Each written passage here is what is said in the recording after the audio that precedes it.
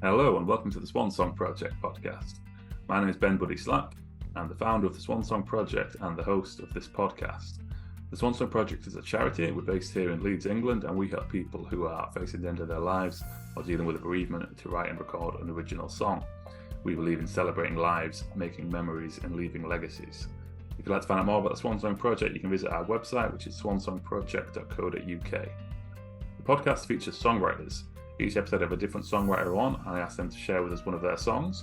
We have a chat about how they wrote it. I ask them to share a songwriting tip, and I also ask them to share with us a song that's meaningful to them in some way relating to bereavement. This episode features Holly Taymar, who is not only a brilliant songwriter in her own right, but she's also one of the team here at the Swan Song Project. We took on 7 songwriters last year to help us work with more terminally ill and bereaved people across the country, and Holly was one of those first 7 and has been doing some fantastic work for us ever since. It's a great conversation. I hope you really enjoy it. If you do, please consider liking, sharing, and subscribing to the podcast. We've got some great guests coming up as well that you're not going to want to miss. So yeah, without further ado, here's Holly Taymar on the Swan Song Project Podcast. Enjoy.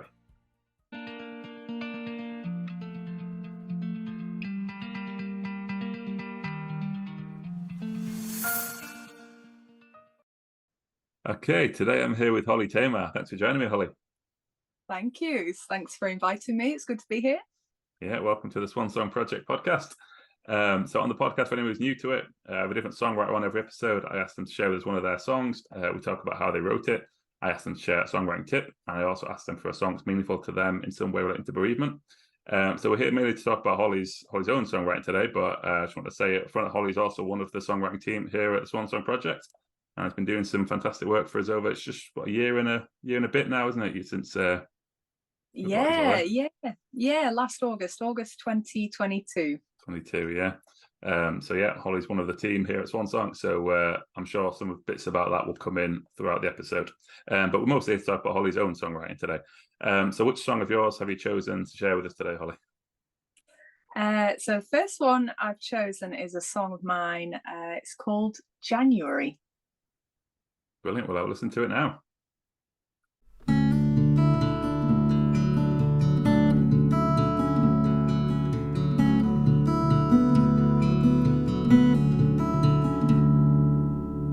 Just another long, cold winter's day.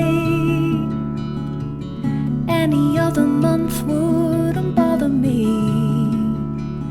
Nothing seems to fill my heart with light.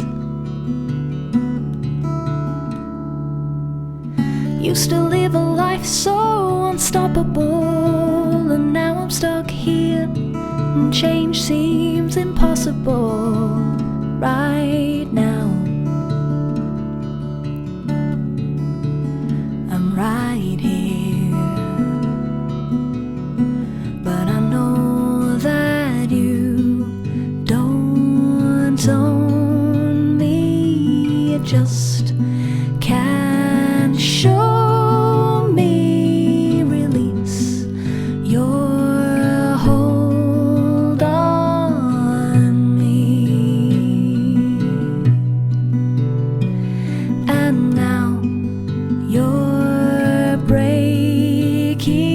Untie these chains, for your hours are numbered. All of my troubles just melt away like snow.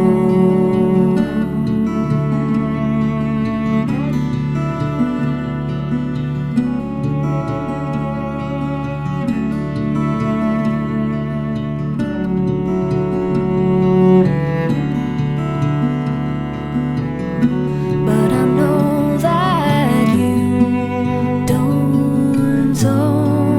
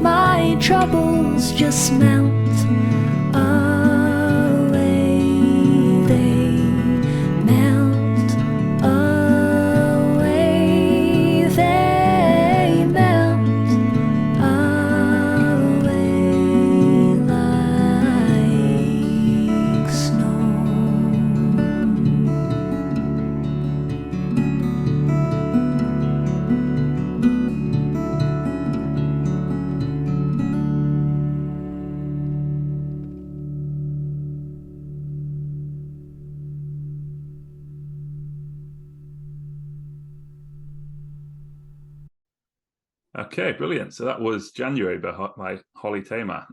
What can you tell us about writing that one, Holly? So I chose January for a couple of different reasons, I suppose. I've been writing songs since I was about sort of 17, 18. I used to write little ditties when I was younger than that, but been writing for voice and guitar since I was sort of in my late teens. And up until, the last kind of 4 or 5 years, I had almost quite a problematic relationship with songwriting, in that I felt quite a lot of pressure once I started writing songs, and there was sometimes warm reception to them, and I found, I can put these on a CD and release them, and people might buy them and want to hear the music that I make. But with that came a certain amount of pressure, and I generally felt like if I didn't write better and better and better and better songs, I sort of became a bit afraid of writing, almost, in a sense, for quite a few years. And so during lockdown, I joined a songwriting group online with somebody that I knew and two of her friends. And the purpose of the group was to kind of just hold each other accountable for bringing new songs into the world. We were all songwriters who were a bit stuck for various different reasons, practical and other reasons. And so I joined this songwriting group online, and I just thought, I'll give it a go. The premise of it was that each of us, there was only 4 people in the group, each of us would write something new every 2 weeks. It only had to be a verse and a chorus, but we'd each meet every 2 weeks with the rest of the group, and we'd play what we had. And it could be silly, it could be serious, it could be a full song, it could just be an idea, it could be something old that you'd sort of revisited, anything went. And it completely changed and healed my relationship with songwriting, and I really, really enjoyed it. And January was written for it was started for the group, and as you could probably tell, it was written in the depths of winter. So it was written almost at the end of that very, very long month of January, where everything's a bit dreary and cold and dark and bleak. And I found that just bringing a song to life in that particularly bleak month, and sort of trying to embody those feelings of,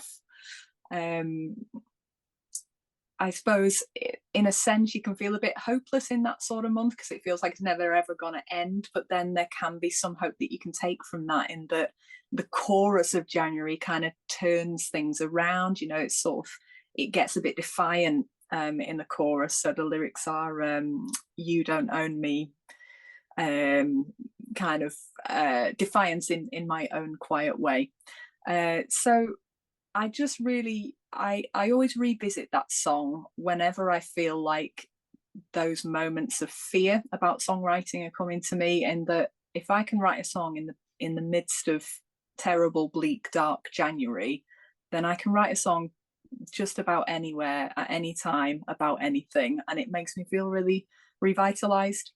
So that's one reason why I chose January. Oh, brilliant. Yeah, that's really interesting. And the songwriting group does sound great. Like, it sounds like a really, like, having just something like that, even when it is just it can be a little idea, just something to kind of keep you engaged with the process.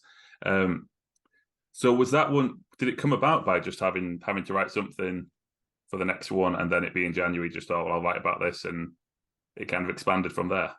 Yeah. So I knew that, I think we'd had a little break over Christmas, so we hadn't met for the first couple of weeks of January. So it was kind of like a month in between the last meet and this meet that was coming up right at the end of January, and it was approaching the Sunday evening, which is when we were regularly meeting.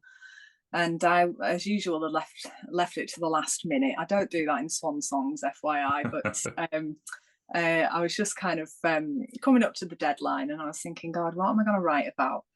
And I thought, well, why not write about these, this feeling that many of us share in those winter months?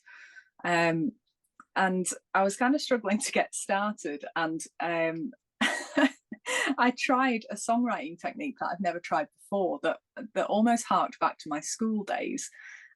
So I was struggling to get started with the lyrics. I had this kind of little idea for a guitar riff. It's like a sort of picked, guitar riff. I put my guitar into a funny tuning, and I felt like that sort of suited the topic of what I wanted to write about, but the words weren't coming. So I decided to use this technique from my school days, which was to take the word January and start each line with the letters from the word January. So hopefully you'd never know it if you listen to the song, but when you go back to it, you can pick it out, and it's easier to see obviously when the words are written on a page. Yeah. But the lyrics are: just another long cold winter's day. Any other month wouldn't bother me. Nothing seems to fill my heart with light, and it goes on. And then when I get to the end of the word, I just go backwards. Just go in reverse. So it was it's just sort of one of those little tips it just came out of nowhere for me, that just sort of brought forth the lyrics when it felt a bit like they weren't going to come. And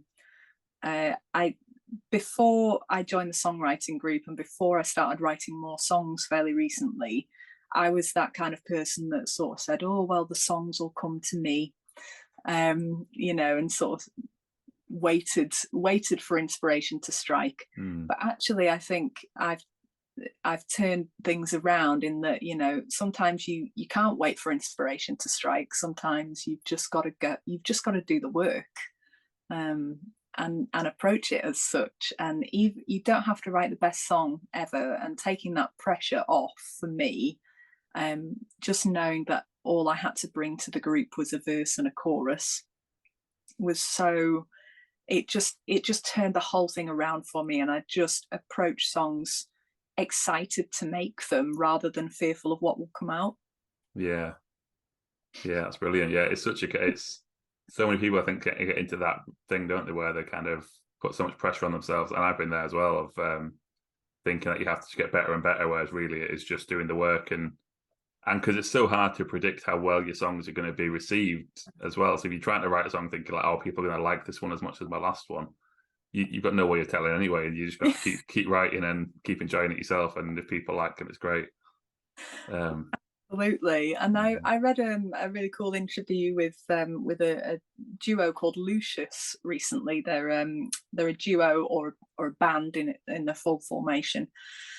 And they were kind of saying, they were talking about writing their last album. So they were saying that the songs that they thought might that they liked and that inspired the sound of the whole album, when they've been out on tour and playing those songs live, they take on a completely different persona and life when you're playing them to a crowd, because you've got that additional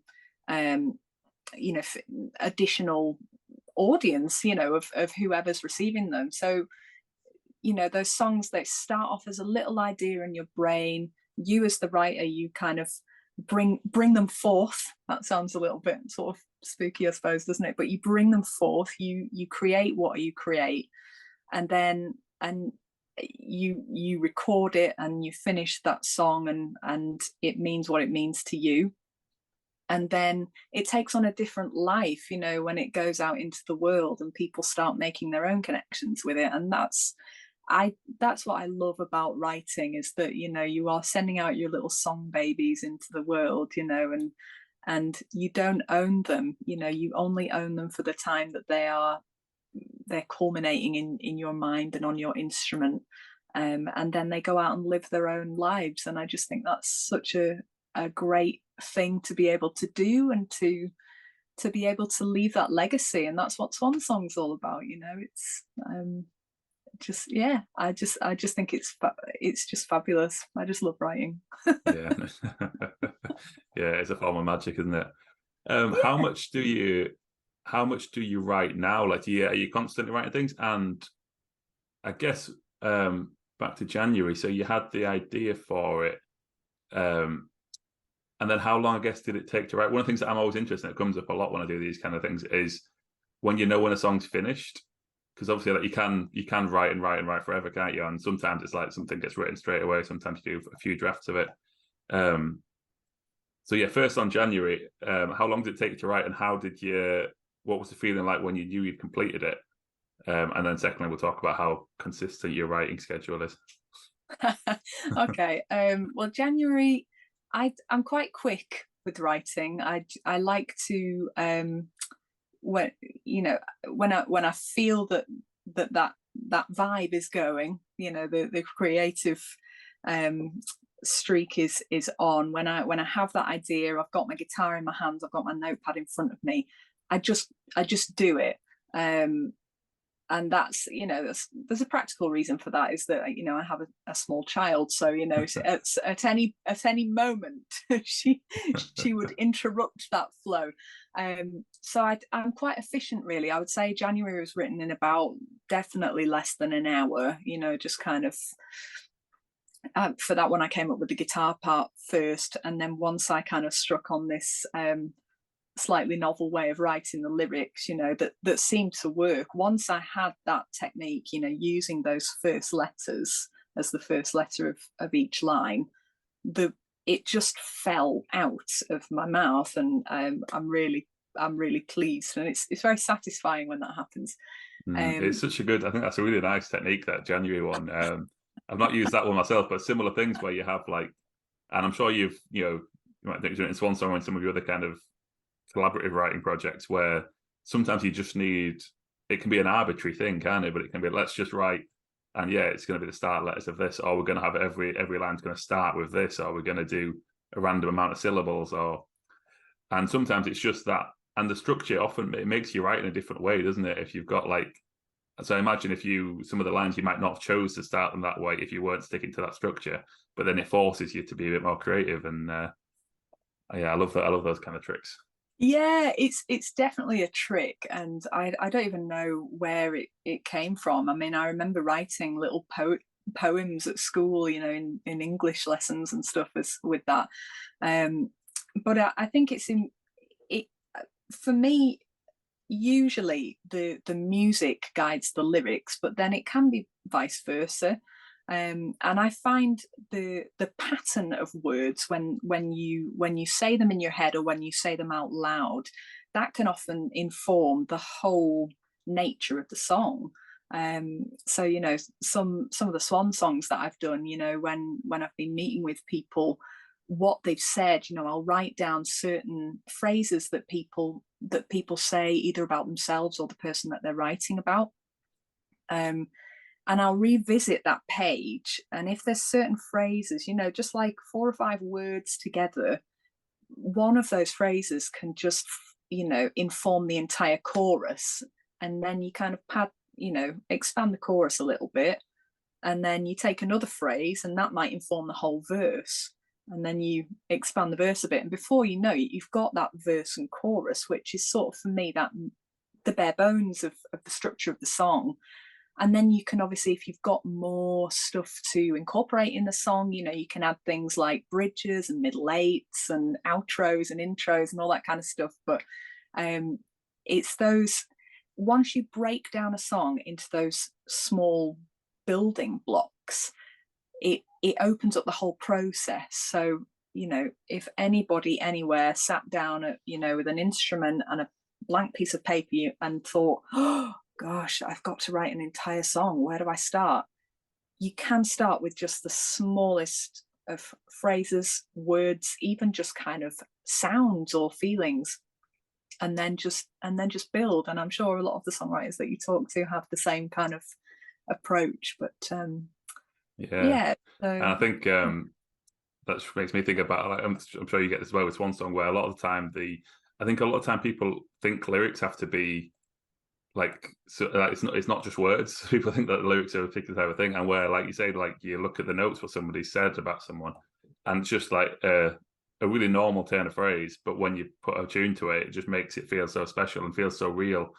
And that there's no set right or wrong way to do it, is it? It's like every song can just have such a different feel to it.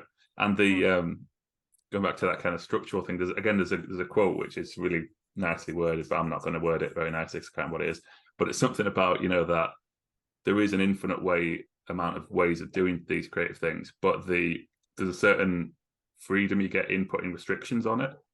If that makes sense, that when you kind of add that I'm going to have to write a song that fits these boundaries, it kind of almost makes it more free to you, because when you've got just infinite options, it's really hard to then choose where to start sometimes, isn't it?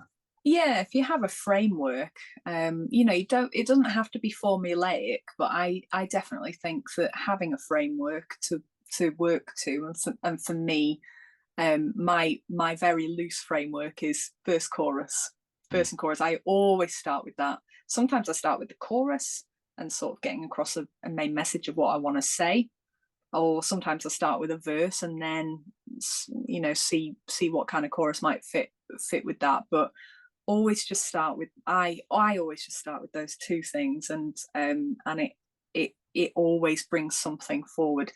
Like I said, not every time I sit down and write is going to be the best thing that I've ever written, but another thing that I always try and keep in mind is that you will write a different song every single different day.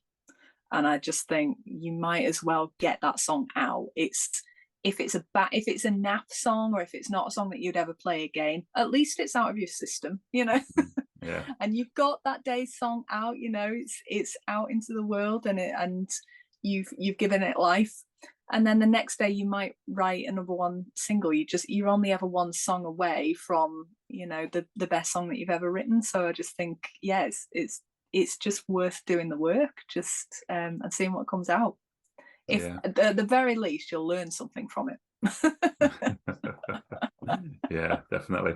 So what's your writing schedule like normally? Do you write every day, or do you have set times during the week that you sit down and write? And what does that look like for when you're writing your own stuff, not when you're doing Swan Song or other work for someone else, when you're just going to go and write your own songs? Do you sit down, do you start with a guitar, or have ideas for songs? So more so now, in a random moment of the day, I might be doing my shopping or cooking my dinner or something, and I find lyrics sort of pop into my head, and I think, oh, that'd make a good lyric, or that'd make a good song, or I'd like to write a song about this thing. So sort of I jot down lyrics on the fly in my notes app on my phone. So I've just got a little notepad, and I just literally write down what it is that's popped into my head. And then every day I sit down with my guitar for about half an hour to 45 minutes, and that's all I got at the moment. I've got a busy old schedule at the moment, and that half an hour to 45 minutes that I get, I either complete projects which are sort of freelance projects, either Swan Song or any of my custom songwriting that I do, or just use that time for writing songs that I want to write. At the moment, I'm very much focusing on just songwriting, because I'm not necessarily in a position to, or have the desire to kind of pursue the whole artist route at the moment. If somebody asked me to go on a world tour, I'd be very flattered, but I also, I got my responsibilities to my 2-year-old, and she's my priority right now. So at the moment, I'm just throwing everything behind my writing and just trying to develop that, complete my projects as and when they come up, and just keep writing better and better stuff. Brilliant. So are you just you're not writing with any kind of particular project in mind of your own stuff? You're just writing songs. So you're not thinking of like structuring it as an album or anything at the minute. You're just writing as and when. And I kind of go back and forth. So I think the landscape has changed, for writers and artists. I'd say I'm probably both, but I'm pursuing writing more than the artist thing at the moment. I would say I've got a collection of songs and ideas for songs, and I most recently I've been using TikTok as a medium to kind of get those ideas down and to get feedback from people who don't know me, just random strangers on the internet on TikTok. I'll put a little live version of whatever my song idea is on TikTok and see what flies well, and that's really interesting.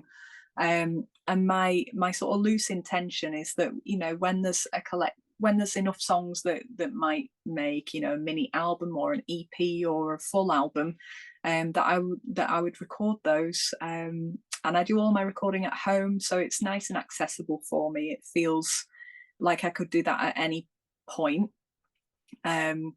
But, you know, not being a signed artist is great in terms of the flexibility, in that, you know, I don't have a label kind of saying, breathing down my neck and saying, you've got to have this album out at this time. I can just wait until I feel like I've got songs that blend nicely together to put them on an album or a release of some kind. But my general consensus is that nobody's really waiting for a new CD apart from my mum. So I just write because I really love it. I love writing with and for other people, but I also love writing just for me as well. And I just don't have a set deadline as to when a new album would come out. However, I released a new album at the end of last year, so I'm really chuffed to have done that, especially you know, when I've just got my little kid around, and finding time for that was a real kind of win for me. yeah, I can imagine. And the album's available. I'll put the link in the description to Holly's website where you can order the album if you like. But yeah, it's an interesting question, and it's one of the things where, like, I think that's why I asked you that about an album or not, and how, like, nice it was talking about songwriting for songwriting's sake, and that it doesn't always have to be leading towards a product, but it is such a kind of expectation in a way, isn't it? When you're writing of, like, oh, well, is this going to be part of an album? Whereas what you were saying to begin with is just the enjoyment of songwriting in itself, and it's something that obviously we talk about a lot in Swan Song with people as well. Like, the songs, we're not writing these songs to win an award or to sell a load of copies. We're writing a song to enjoy the process and create something meaningful to that person. But it is such a common thing to wrap things up in what the product's going to be, isn't it? Yeah, it's weird. I mean, there's so many people doing music nowadays. It's so accessible to do the DIY route, which is great because we can listen to music within seconds. You know, we just open up however you get your music. You know, you can just open up your app on your phone, and it's there and it's ready. And, you know, creators of music, it's so much easier to get your music out into the world. You can put it on TikTok, you can put it on YouTube, you can put it on any of the streaming sites, any of those. And it's so quick now, whereas before it would have just been weeks and months of, you know, waiting for you know, other people to help you, you know, bring your music to other people's ears. So I think I tread a fine line between just enjoying making music and writing songs, like you said, and also kind of having a product, having a package, I suppose, in where those songs sit. But, you know, with the advent of streaming sites and everything, you know, financially there's no reason for somebody like me to make a CD, because it costs way more to make it than I would ever get back. And of course, as soon as you've made it, it's kind of out of date, because, you know, you'll start writing songs again after you've made those recordings, and you're like, oh, right, okay, well, they feel old now. So but it's a marker, isn't it? It's a moment in time, and it's a marker. That it's always worth putting recordings down. And I love the recording process. Like, you know, writing is one thing. There's a real buzz about that when you've got something, you know, you've got this newborn song in your hands and you're playing it, and that's all you can play and all you can think about. And then when you move into the recording stage, that's that's a different beast, in that I love the creativity of being in a studio. If I could just sing professional harmonies for the rest of my life, I probably would. I just love me a harmony. It's just my favorite thing in the world. But yeah, I just enjoy every part of the process, and I guess selling my music is probably my least favorite part of the process. Yeah, I'm sure lots of musicians are exactly the same. Yeah, and the recording process is quite a nice like way of putting a stamp on it, isn't it? Of like you kind of, it makes you make some decisions sometimes, whereas when you're just playing it and working on it at home, you can just infinitely change things, which is quite fun in itself. But it's also quite nice to be like, no, I'm going to record this at this time. I have to decide which way I want it for the record, and obviously you can change it again afterwards. But it does kind of put a nice little bow on things sometimes. Before we move on to section 2, I'm going to ask you a question, which I don't think I've asked on this podcast before, but it's something that I had a conversation with one of my other songwriting friends that we weren't recording one time really recently, and I thought it was really interesting. Do you feel like your work overall has any kind of like core theme? Have you heard this? I don't know where I started thinking about this. Of like, I think it was, I saw Springsteen doing a talk a while ago somewhere. I didn't see it in person, I saw it online somewhere. But he said there's kind of an idea that like, as an artist, you're constantly doing the same thing in a different way. Like you're trying to do the same thing. Like you've got like a core message of some sort. Because he was talking about, we got to get out of this place by the Animals. And he said that's basically every song I've ever written has been trying to write. We got to get out of this place by the Animals. And he listed off, like, well, it's not entirely true, but he listed off quite a lot of his famous songs that are, you know, thematically, it's the same thing. We've got to get out of this place, girl. There's a better life for me and you. And then, yeah, I just thought it was a really interesting question. And like, so do you feel with your work at all, there's any like overarching theme? Obviously, you've written songs about lots of different things, but I guess it might be like a values thing of like, it's reflecting some kind of belief you have in the world or anything like that. But it's fine if not, if you've not thought about it before, but I just thought I'd put you on the spot a bit. No, I love being put on the spot. Thank you, Ben. It's such a good question. And it's not something that I thought at length about. I suppose my songs, for me anyway, I think my songs are all very reflective of, I use songwriting to make sense of things, to make my own sense of things. It's just the lens through which I can sit and be kind of mindful and reflective about a situation. So whether I'm writing about a long month of January, whether I'm writing about another feeling that I've had, or perhaps something more specific, a situation, a breakup, although I'm married now, so hopefully that, I won't write more breakup songs. But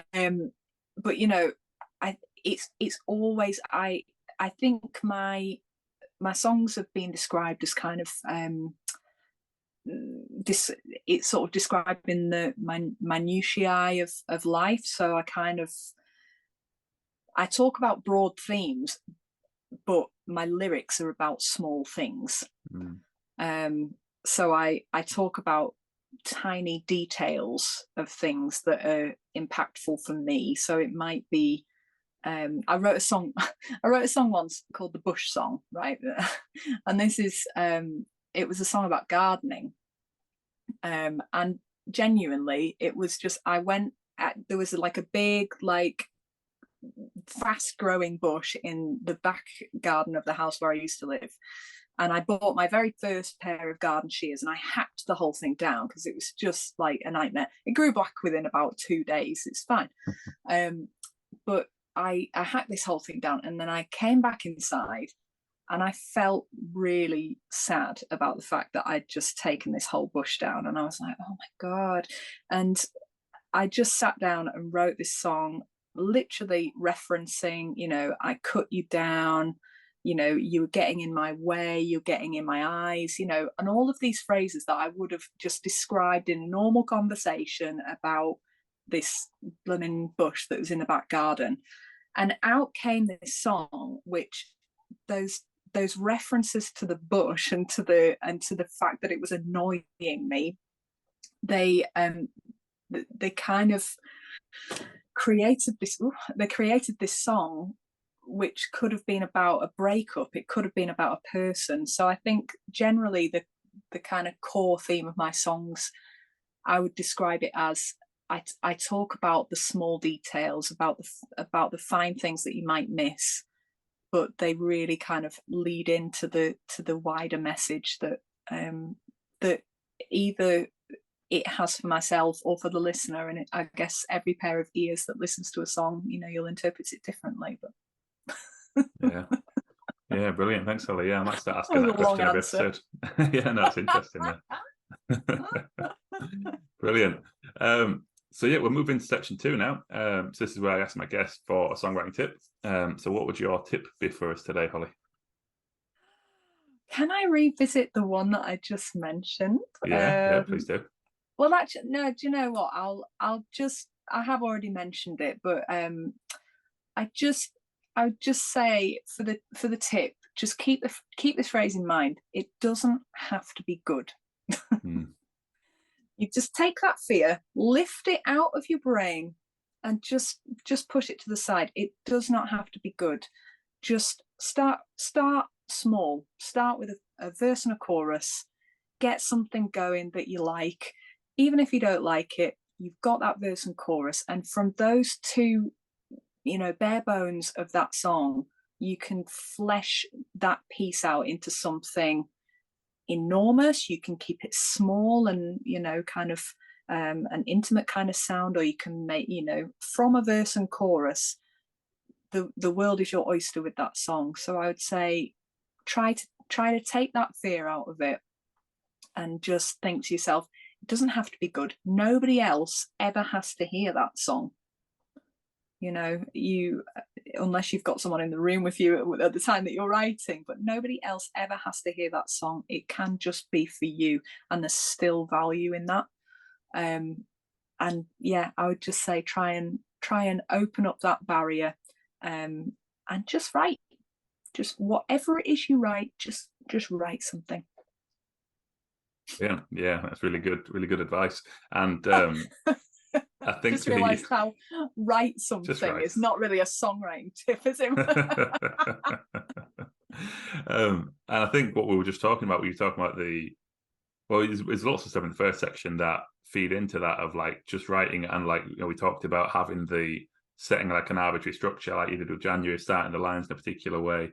And I also think what you said towards the end there about the really small details is another really good way of starting writing, isn't it? You can just write about whatever it is in as much small detail as you like.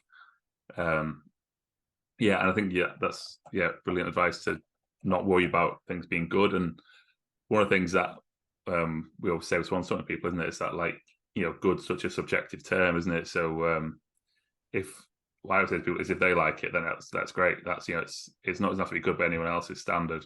So if you're making something that you're enjoying making, that's better than good. Yeah, and music is so subjective, isn't it? You cannot be objective about music. It's just its own beast, isn't it? I think there is genuine, not to sound like, I don't want to be toxic positivity at all, but I definitely think there is beauty to be seen and heard in almost everything. And I think even challenging subjects, even if, particularly with Swan Song, if we're talking about difficult things that can be hard to think about and deal with, like illness or bereavement, we're talking about some heavy stuff here, but there's still moments of lightness and hope and beauty and joy to be found in almost everything. And songs are a wonderful way to really bring that to life. You might feel silly picking out those moments, in a conversation, but if you put it in a song, it feels a bit easier, set it to music. So I really do think it's worthwhile kind of just picking out those small moments and those times when you acknowledge there's sort of a light gone on somewhere, as a little spark of something, and it makes you feel a bit better. Well, let's put that in the song, and make a collection of small moments that all add up to encapsulate whatever it is you're trying to encapsulate, whether that's a person or an entire life. How do you put a life into song? Oh my goodness, but it can be done. It can be done. Hi, my name is Deb, and my husband Rich was diagnosed with frontotemporal dementia at the age of 50. We were invited to write with the Swan Song Project about memories Rich has, and he wanted to include things in everyday life that mean a lot to him. We met Ben a few times to chat with what he wanted to put in the song and the type of music he wanted to put the words to. Music is a massive part of Richard's life. We were also invited to the recording studios, which he absolutely loved. The song is amazing. Everybody loves it. It's just Rich. And it means so much to us because due to his diagnosis, he will lose his voice eventually, but we will always have it. Please donate to the Swan Song Project to help more people like ourselves and write a song to keep forever. But I'm a happy man. Love my life and do the best I can. So now moving to section 3. This is where I ask my guests for a song that's meaningful to them in some way relating to bereavement. So what song have you chosen for us for here, Holly? I've chosen another song of mine, and it's a song in memory of my mum and dad-in-law's beloved black cat, and it's called Song for Ozzy.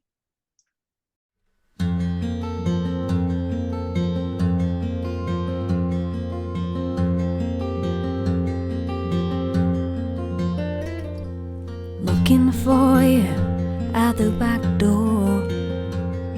The weather seems cold and I'm feeling a change in the year. Oh, I wish you were here.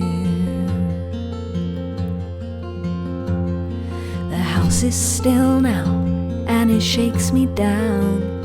For all of this time you've been here, you've been there, you've been mine.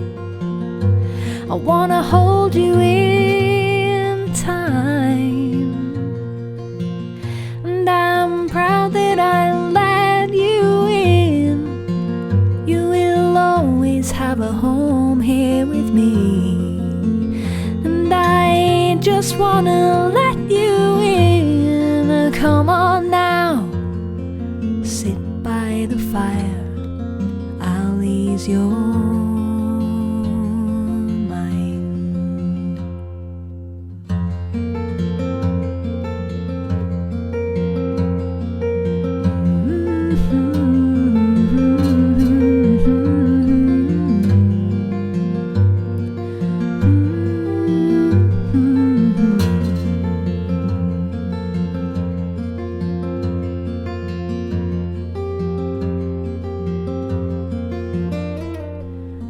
Is still now and it shakes me down. For all of this time you've been here, you've been there, you've been mine. I wanna hold you in time, and I'm proud that I let you in. You will always have a home here with me, I just wanna let you in. Come on now,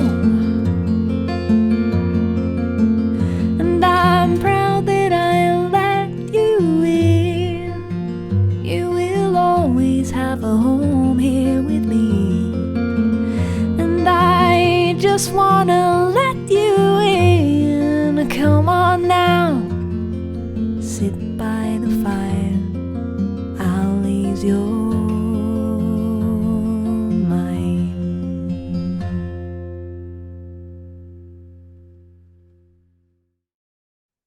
Okay, brilliant. So that was a song for Ozzy. So it was your in-laws' cat, was it? Yes. Yeah. Now, when I talk about this song, I feel mildly silly. So I never was a cat person, always been a dog person, grew up with a dog, love dogs. I mean, I love all animals. Never was a cat person, just thought that they were a bit standoffish, you know. And then when I first got together with my boyfriend, now husband, met his parents, and they had a cat called Ozzy, and lovely little black cat. And every time you saw him, he would jump on your lap and just purr away, and just no kind of, he was very not very cat-like at all, you know, very much like a lap cat. And he lived a beautiful long life. You know, he was an old kitty when he died in 2017. And I just, you know, we don't live super close to them, so we didn't get a chance to say goodbye.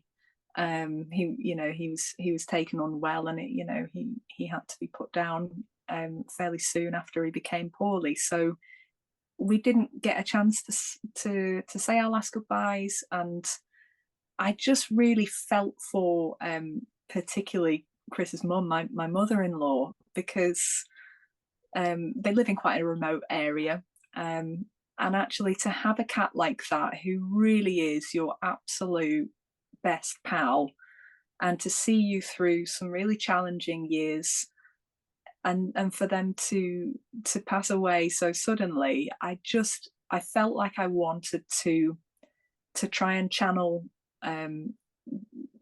his energy, and to try and channel those thoughts that might be running through her head into a song, and to immortalize, you know, lovely little black cat Ozzy in this song.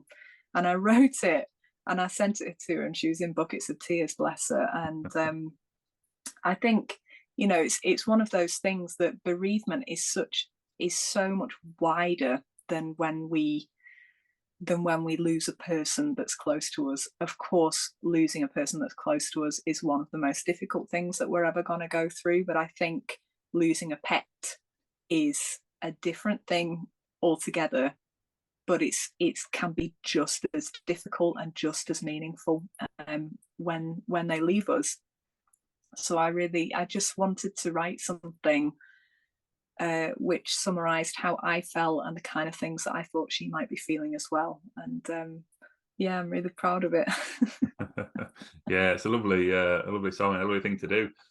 When was it that you wrote it then? So I'm taking this was before you got involved with Swan Song. It feels like it's quite a similar precursor, isn't it, of writing a song for somebody in a bereavement? Yeah, quite weird. So this was in my my years where I was having a bit of an on-off relationship with songwriting. So it was probably one of a handful of songs that I wrote in that year. It was 2017, and that made it, I suppose, even more special. You know, that's when you know a song that it has significance, not just for what you've said, but if you're in a period where songwriting's not coming easily to you, and then when you do write a song, it means even more, you know, kind of. And I needed to write that song because, like I said, songwriting is the way I process things. It's the way I make sense of things. There is no sense to loss, you know. It is unfair. It is unjust. There can be a reason, so you know why that person or that animal or whatever you've lost, you know why they're not there anymore. But it's still unbelievable, and the two things can coexist. So I'm quite open about the fact that my brother died in 2016, and I was with my brother when he died in hospital. I watched him die. And I saw that, but I still didn't feel like he'd gone. And that's a real weird thing to try and get your head around. And you don't have to understand. You can just sit with it and try and make sense of it, but there doesn't have to be a conclusion. Bereavement, loss, death, and life, they're very complicated things, and you might feel differently towards them on different days. And again, you know, songs are the lens through which I try and make sense of whatever it is on that particular day. And we can just witness things and still not understand them. So always learning. And just when I think I know something about, just when I think I think I know something, along comes another situation that turns that around, and I think, oh right, okay, I don't really understand anything. I am still learning. You don't just get to an age, do you, where you know everything? Yeah. And particularly when it comes to things like grief, and it's, as you're exemplifying there, like the relationship on paper doesn't always translate to the relationship, to the feeling of loss you get. So pets are such a good example of that. Or celebrities are the other one that I always think, like when a celebrity dies, that like, you've felt a connection to. It seems silly to be like, oh, I'm really sad this person I never met has died. But then it's like, well, that person's been a huge influence in your life and been a part of it, and knowing that there's not going to be any more added to that. And it's the same. Sometimes people say, it's like a distant cousin or something. That it's just that's not the same for everyone, is it? It's yeah. It's, I think, we're all different, and all we're trying to do in life is just make the best of what we can. And everybody will experience loss, and it'll hit us all differently at different times. Some people could lose somebody who was technically very close to them in their family, and it won't hit them hard, but they could lose a friend, and it would be the most devastating thing. So all I do with the songs that I write is just get down on paper and in song what makes sense to me, what feels comforting, what kind of lines. I guess songs can almost be kind of mantras, really, that are comforting or inspiring or energizing, words and melody together in one place. When you hear those songs that kind of change your mood and change your feeling. Sometimes you need a good old sad song to get those tears out. You need a bit of hydrotherapy sometimes, and sometimes music and songs can really eke those out.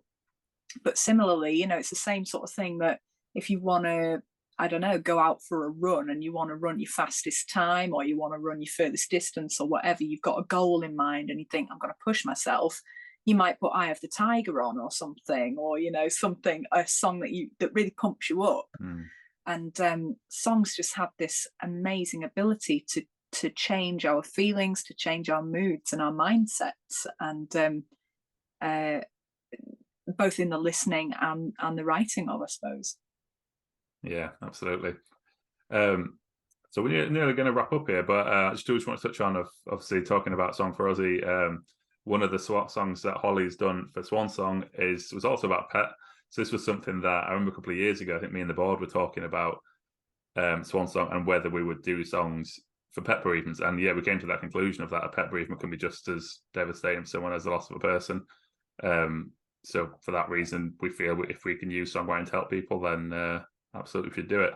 And then it was earlier this year, we got an inquiry about somebody wanting to write a song in memory of a pet dog, and Holly was the one who wrote that song. So that's called Joe's Song and is available on the Swan Song Project website if you'd like to hear it. It's also a lovely song, and it meant a lot for the people who wrote it with you. She was a good dog. I never met her, sadly, but she was a good dog. I know this. Yeah. Another one of the lovely things about Swan Song is there a lot with the bereavement songs, particularly, you don't meet the person you're writing about, but you feel like you know them very well after you've written the song about them, or helped write the song about them. And what an amazing thing to be able to do. After you've died, you can still make new friends. The strength of your loved one's memories about you carries you through. Yeah, that's a lovely point to end on, I think, there, Holly. But yeah, thank you very much for your time. And yeah, I'll put all the links in the description. The album, The Making of Me, it's called, isn't it? That's right. Yeah. The latest album is available to buy on the website if you'd like to.